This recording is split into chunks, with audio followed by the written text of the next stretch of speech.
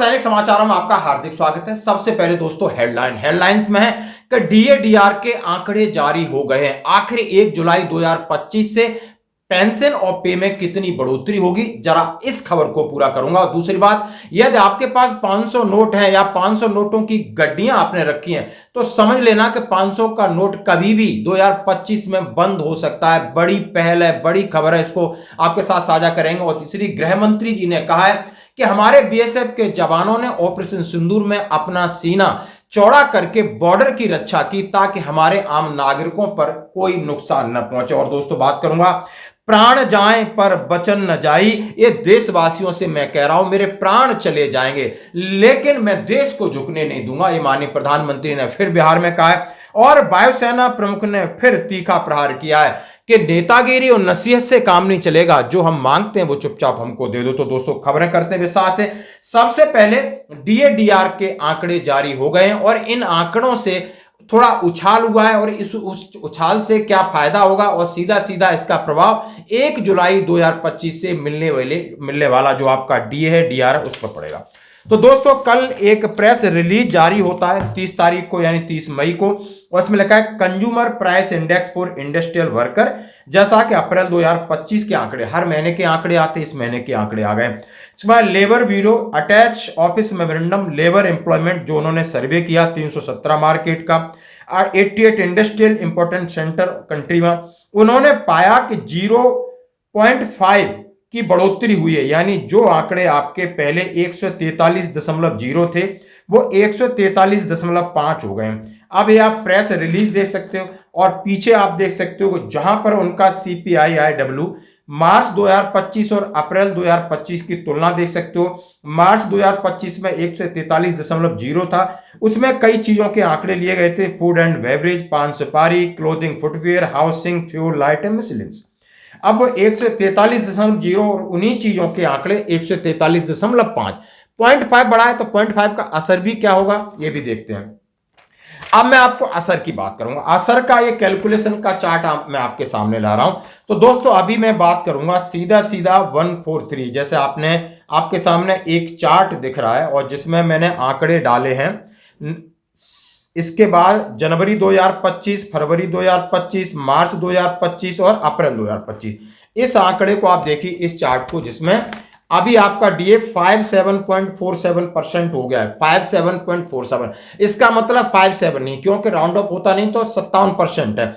जैसे कि आप देख सकते हो कि जनवरी में 143.2 था तो 56.39 हुआ था, क्योंकि दिसंबर में 55.99 तो वैसे ही था, एक तो वैसे ही था, लेकिन अभी कोई खास नहीं बढ़ा। लेकिन इसका असर आगे क्या, फायदा क्या हो रहा है वो बताऊंगा। फरवरी में 143.2, इसके बाद 56.39 हुआ और आपका मार्च में 143.0 57.09 होता है और दोस्तों अप्रैल में 143.5 से 57.47 होता है। अब मान के चल रहा हूं मई और जून 2 महीने के आंकड़े बाकी हैं। इन 2 महीने के अंदर यदि 143.5 ही रहता है, जैसा कि मैं आपके सामने रख रहा हूं, चार्ट देख सकते हो, मैंने नीचे अजम्पशन किया है कि ये 143.5 अप्रैल का है, मई और जून का भी मैंने रखा है, तो 57.47 की जगह 57.80, 57.99, फिर गाड़ी उसी की तरह रुकेगी जैसे दिसंबर में रुकी थी। यानी 0.1 का फर्क पड़ रहा है, इसी तरीके से रहता है। थोड़ा सा इसमें उछाल होता है, तो आप देखिए, ये मैं आपको दिखा रहा हूं कि 143.5, 143.5 और मैंने 143.6 डाला है, तो आपका 58% डीए जाता है, तब आपका 58.0 पे जा रहा है। जैसे आप के सामने मैं रख रहा हूं, तीनों चीजें मैंने बनाई कि ऐसी स्थिति होती है, अभी की वर्तमान स्थिति क्या है उससे क्या जाएगा, और ऐसी स्थिति सेम रहती तो आपका 57.99 पे जा रहा है। ये तो 0.1 की बढ़ोतरी कहीं हो जाती है तो आपका 58 जाएगा। तो हम मान सकते हैं कि 58 होने की पूरी उम्मीद है। 2 महीने के आंकड़े डिपेंड करते हैं और 2 महीने का अजम्पशन हमने निकाला, इससे आपको पता चल गया होगा कि ऊंट किस करवट बैठ सकता है। बिल्कुल बॉर्डर केसेस हैं, यानी आपको 57 भी रह सकता है, 58 की मैं ज्यादा उम्मीद कर रहा हूं, क्योंकि जो इस तरीके से अभी 143.5 बढ़ा है तो आप समझ सकते हो कि गरीबों में बहुत सारी सब्जी, वेजिटेबल्स और दूसरी चीजों के खर्चे बढ़ते हैं, यानी आपको मई और जून के। तो देखते हैं क्या होता है आगे। अब बढ़ते हैं कि 500 रुपए का नोट होगा बंद। यानी हाँ जी दोस्तों, ये खबर एक दो नहीं 10 अखबारों में आप देख सकते हो। आपके सामने एक एक पॉइंट को मैं कवर करना चाहता हूं। सबसे पहले क्यों करना चाहता हूं, सबसे पहला बड़ा मामला है भ्रष्टाचार इससे ज्यादा बढ़ रहा है।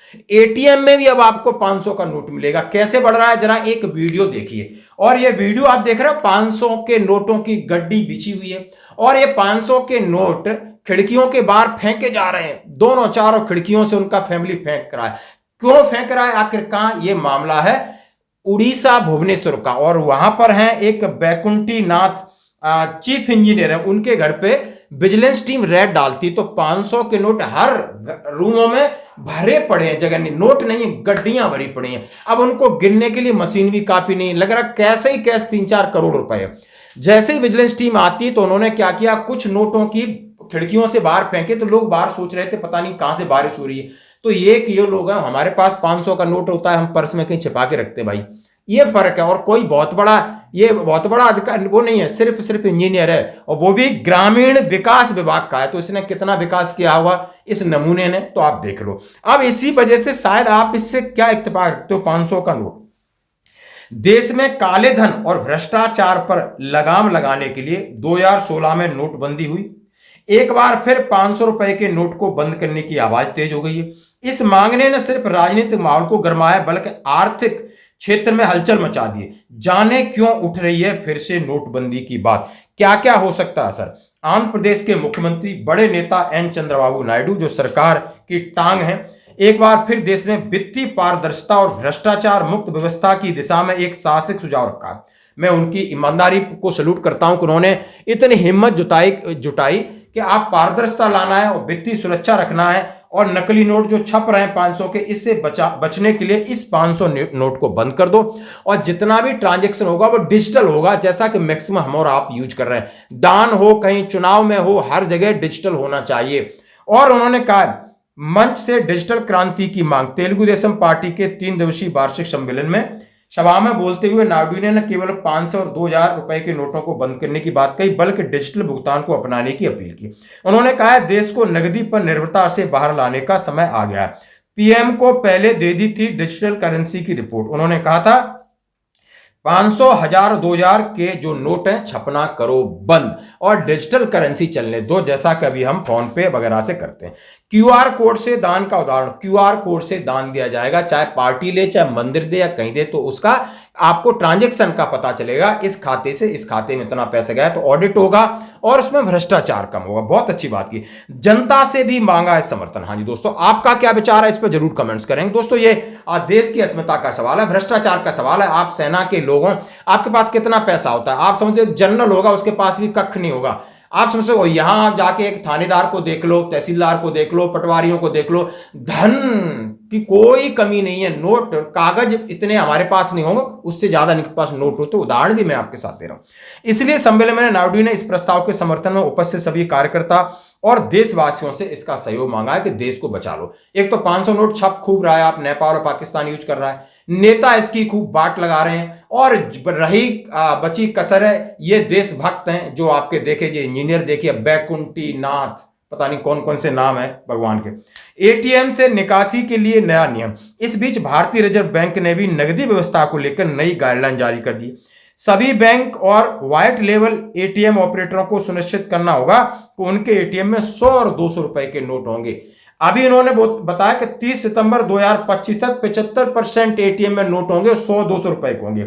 31 मार्च 2026 आंकड़ा 90% नोट आपको 100-200 के मिलेंगे, इतना याद रखना। अब यह कह दिया कि वहां से भी आप ज्यादा नहीं निकाल सकते, तो मैक्सिमम यूज डिजिटल पे हो जाएगा। बड़ा आप इस्तेमाल डिजिटल पे करोगे या बैंक से लेन देन करोगे।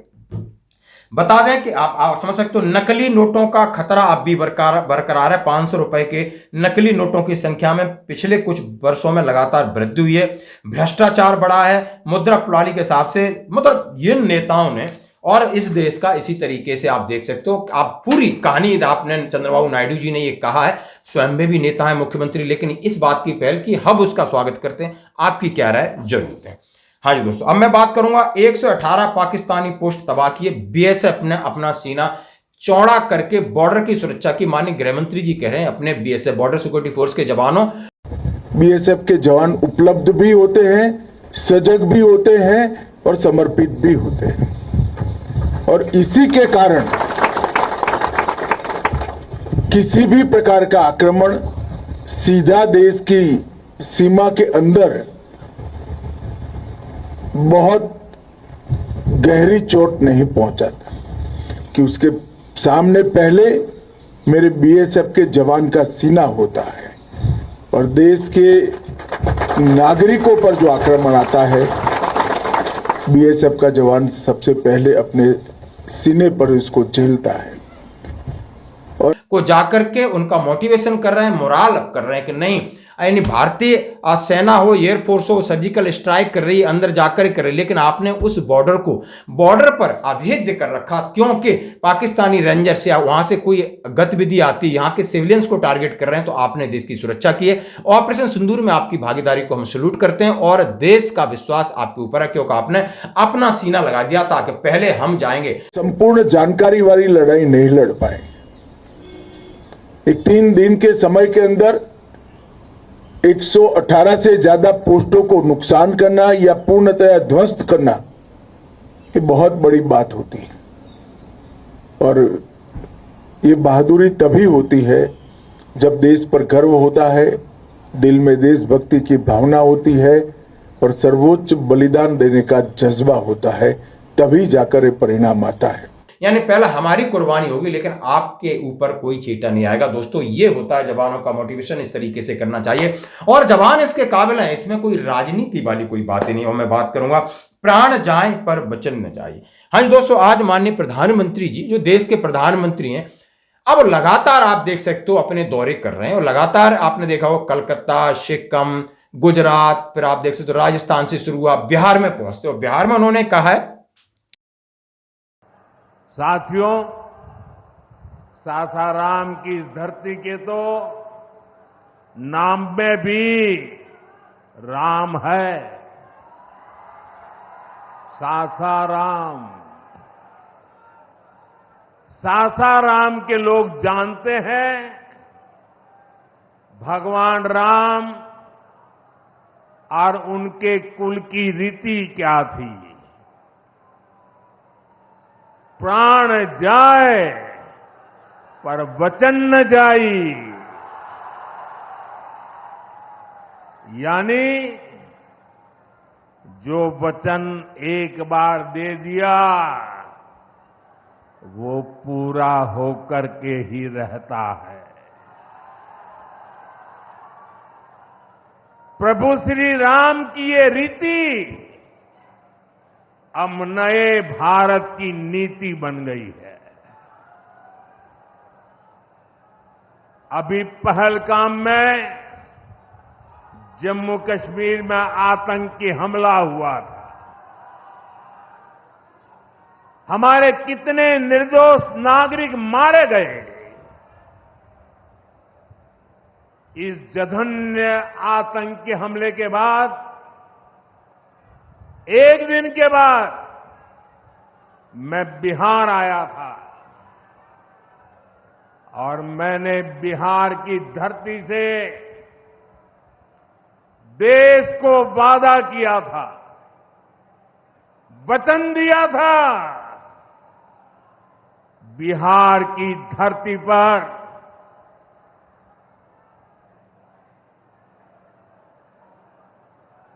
आंख में आंख मिलाकर हमने कह दिया था, आतंक के आकाओं के ठिकानों को मिट्टी में मिला दिया जाएगा।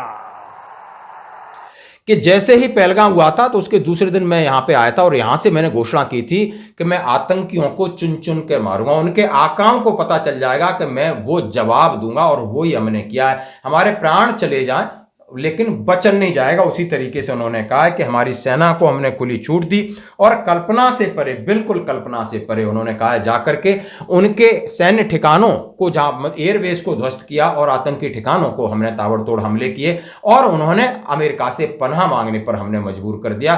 तो ये हमारा वचन है और ये वचन प्राण रहेंगे जब तक मैं निभाने की पूरी निष्ठा रखूंगा, कोशिश करूंगा। बिहार में फिर भले इसके पीछे पॉलिटिकल एजेंडा हो सकता है, लेकिन आज देश में इस तरीके का माहौल है तो आपको पता होना जरूरी है। अब मैं बात करूंगा वायुसेना प्रमुख ने। हाँ जी दोस्तों, बिल्कुल सही। यदि आप एक सैनिक हैं या आप सोल्जर हैं, यदि आप बड़े सैनिक हैं, यदि आप सेना प्रमुख हैं और आप साल डेढ़ साल फिर आपने शायद यदि आपके अंदर सैनिक छिपा है तो आपने उस करेज की बात करनी है जो वायुसेना प्रमुख ने एपी सिंह साहब ने कहा। उन्होंने कहा है कि नहीं, आपकी डील पर हमें कोई भरोसा नहीं है, आप जो कहते हो लेकिन समय पर हमें यह इक्विपमेंट नहीं मिला, टेक्नोलॉजी नहीं मिली तो हम बहुत पिछड़ जाएंगे और इसी खराबी होती। इसी को कांग्रेस ने लेकर के दोबारा उनके ऊपर अब पॉलिटिकली कहा है कि नहीं, भारतीय वायुसेना को वक्त पर सेना के लिए सामान जहाज तक नहीं मिल रहे। ये किसी विपक्षी नेता ने नहीं, खुद देश की वायुसेना प्रमुख ने बताया है। सुनिए जरा। Timelines is a big issue. That is where that Vachan part comes in. So once a timeline is given, not a single project that I can think of has been completed on time. So this is something where we have to look at. Why should we promise something which cannot be achieved? सुना आपने, वायुसेना chief कह रहे हैं कि timeline बड़ा मुद्दा है, एक भी प्रोजेक्ट ऐसा नहीं है जो समय पर पूरा हुआ। हम ऐसा वादा क्यों करते हैं जिसे पूरा नहीं किया जा सकता। कि बातचीत बहुत हो रही, लेकिन अब तो सेना प्रमुख भी कह रहे हैं कि सरकार ने जो हमारी डिमांड थी वो पूरी नहीं की। तो उसके ऊपर आप ये वीडियो दे सकते हो। तो दोस्तों, आज की खबरों में इतना ही। बने रही हमारे साथ।